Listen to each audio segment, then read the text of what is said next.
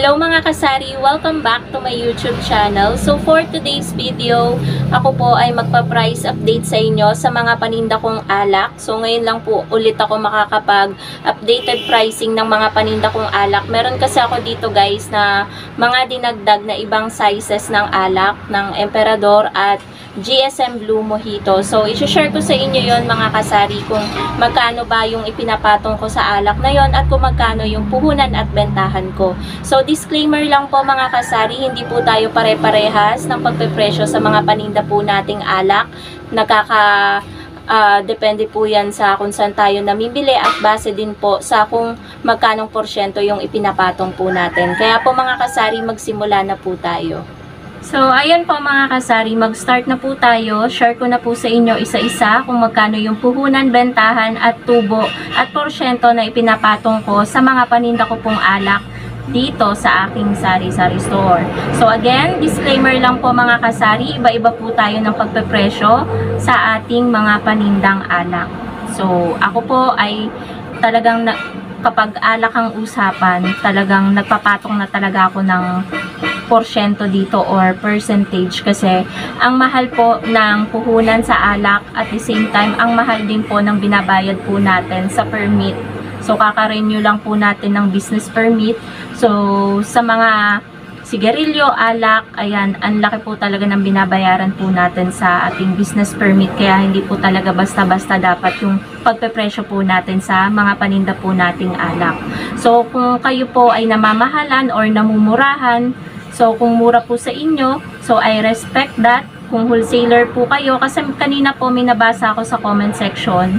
Kasi nung nag-haul ako ng vlog ko, ng order ko kay grocery, so meron dong konting alak at sabi niya, ang mahal daw ng bentahan ko.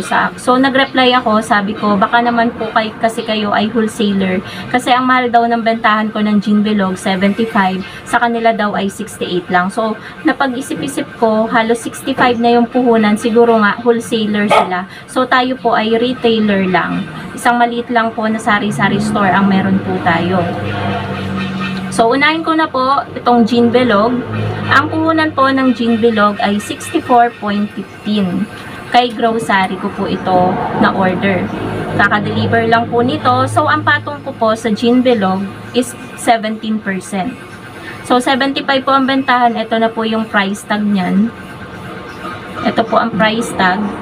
Pasensya na po kung medyo madilim at maingay ang paligid, tumatawal si Basha.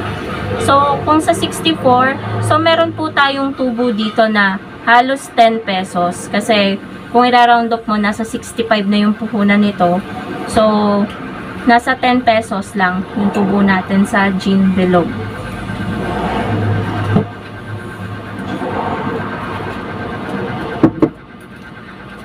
Next naman po, sa 4, wala po ako ngayong 4 dahil naubos. Pero nag-order po ako niyan kay grocery. Actually, hindi pa pala. Naka-add to cart pa lang. So, nag-aano pa kasi ako guys kung ano pa yung mga o-orderin ko. Pero yung naka-add to cart ko, nasa 2,000 plus na. So, ang puhunan kay grocery ng 4 is 126 na po. So, sa 4, nagpatong lamang po ako kasi price increase na nagbago na. Kasi taon-taon naman nag-a-adjust talaga tayo sa bentahan natin kasi taon-taon din nagtataas ang mga alak. So, yung 4 ay 15% yung patong ko doon. Gagawin ko na siyang 145 yung bentahan natin from 140. Nag-plus 5 po tayo dahil 121 lang yan So, kung ano yung ipinatong, yun din yung itataas natin. So, 121 ang bili ko niyan kay Dali dahil 126k nag-adjust tayo or nagpatong tayo ng another 5 pesos. So, 145 na po yung ating 4. Next, naman po, sa Emperador muna tayo. Meron tayong 3 sizes ng Emperador. So, meron tayong 750 ml, meron tayong 500 ml, at meron tayong litro. So, dito muna tayo mga kasari sa 500 ml. Yan, minsan kasi may naghahanap din ito, yung maliit. Ang cute nga niya So, ang presyo ko ay 107. Ang ipinatong ko po sa kanya ay 15%. So, So, ang puhunan po nito ay 92.95. So, kung i-round off mo, 93. So, 107 po yung aking ano nito. Kung 15% ang patong. So, kung 93 tapos 107, 14 pesos ang tubo ko po dito. So, huwag kayo guys mag-judge kung mataas yung pagpapatong ko. Nasa sa akin na yun kasi ako yung may-ari ng sari-sari store na to. May karapatan ako magpresyo sa mga paninda ko kasi sari-sari store ko nga to. At lahat tayo may karapatan na magpresyo kung magkano yung ipapatong natin. So, next naman is yung 750 ml na Emperador Light. Eto, nakahanda na kasi dito lahat sa gilid. Eto po siya. 155 po yung presyo niya. Eto po, may price tag na din po siya. So, ang puhunan po nito ay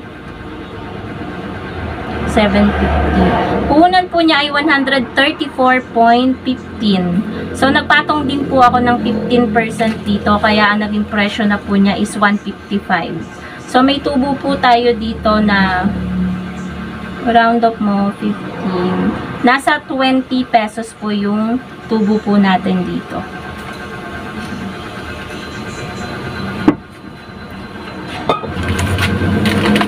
Next naman po is ito pong ating litro. Ayan, yung malaki. So, 190. Ayan po. May price tag din po siya. So, ang puhunan po ng litro ay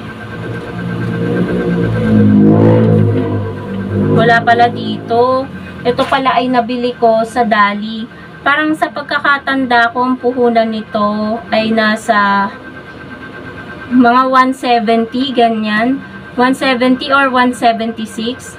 Bali, ang patong ko lang din dyan, mga kasari, ay nasa 15%, ganyan. Hindi umaabot ng 20%. So, 190 yung bentahan ko ng litro na Emperador.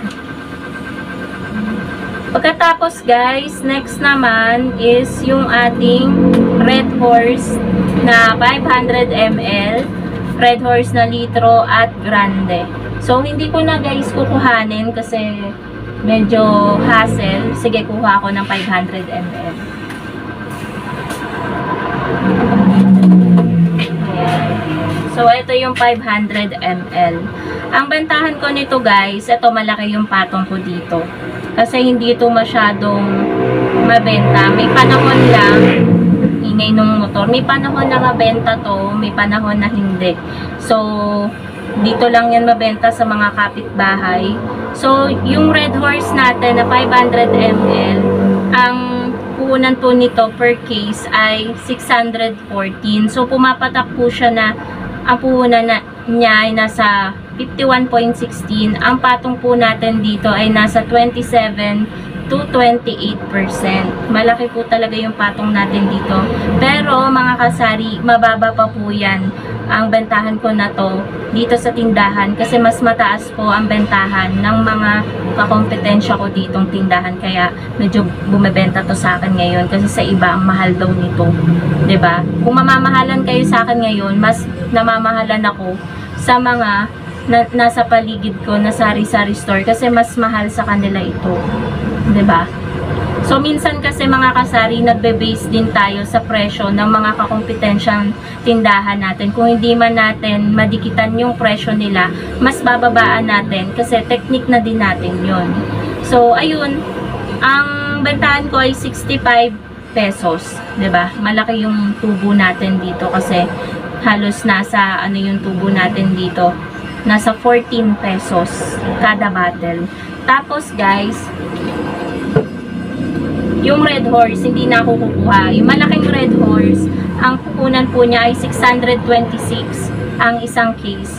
So, pumapatak po na nasa 104.33 ang isang bottle nun. So, ang bentahan ko po ng Red Horse is 125 kapag walang bote is 130. Tapos, 20% yung patong ko doon mga kasari sa malaking Red Horse. Kasi kung ipagpapalagay nyo, nasa 20 pesos yung tubo ko. Pero depende naman yun kasi pag walang bote tapos hindi sinauli or ano, basta pag nagka-problema sa bote, nasa 15 lang yung tubo natin. Tapos, next naman is yung grande. Dito, malaki din yung patong natin. Kasi, kung ano yung bentahan natin sa Red Horse na malaki, same din sa grande. Kahit mas mura yung bili natin sa grande, pinarehas ko na. Kasi, para hindi na rin nakakalito, diba, mga kasari. At nasanay na rin naman yung mga tao dito na magka-presyo yung grande na malaki, yung mucho, sa Red Horse litro. So, ayun po, 99, kasi 596 ang isang case, nasa 99.33 po. Ipagpalagay na natin 100, pero ang bentahan natin is 125. So, may tubo po tayo na 125. Pero kapag walang bote, tapos siniram at hindi sinauli, nasa 20 pesos yung tubo natin. So, ang patong po natin sa grande is naglalaro po siya sa 25 to 26%. So, ayun po mga kasari, ako, hindi talaga ako nagbababa ng presyo ng mga alak ko. Kasi alam ko na mahal po talaga ang puhunan sa alak, gaya sa puhunan natin sa mga sigarilyo. So, sigarilyo at alak, grabe talaga, libo talaga yung puhunan kapag tayo ay namili. Kaya, hindi din dapat basta-basta yung pagpipresyo natin. Pero sa sigarilyo guys, sumusunod talaga ako sa SRP kasi fast moving naman dito ang sigarilyo. Yung mga alak nga lang na pinakita ko sa inyo, ang mabenta lang naman dito is Gin Bilog 4, Red Horse, Grande. Pero yung mga GSM Blue Mojito, Emperador, bihira lang po may maghanap niyan. So, sa Alfonso, muntik ko na pong makalimutan si Alfonso. Ang puhunan po ng Alfonso ay 273. Sana ba yun? 273.35. 310 po ang patong ko. Nasa 13 to 14%. Diba? Ang baba ng patong ko na porsyento sa Alfonso. So, 273.35, 310 ang aking bentahan. So, nasa 27 plus 10, 37 pesos ang patong ko. Nasa 36 to 37 pesos kasi may point yung tubo ko po sa Alfonso. Pero kapag ano guys, 300 lang yung pera nila, hinahayaan ko na, binibigay ko ng 300 kahit paubaya ko na yung 10 pesos kasi may tubo na rin naman. Kasi ang laki talaga, 273 puhunan natin sa Alfonso, diba? Hindi basta-basta. So, yun lamang po mga kasari, yung updated pricing sa mga paninda kong alak dito sa Sari-Sari Store. Ubus na kasi yung aking yung aking, ano tawag doon? Soju. Kaya wala akong soju na mapakita sa inyo. So, thank you so much for watching mga kasari. And, ayun, hindi po tayo pare-parehas again sa pagpapresyo ng mga paninda po nating alak sa ating Sari-Sari Store. So, irespeto po natin yung pagpapresyo ng mga kapwa natin tindera. So, yun lamang po mga kasari. Bye!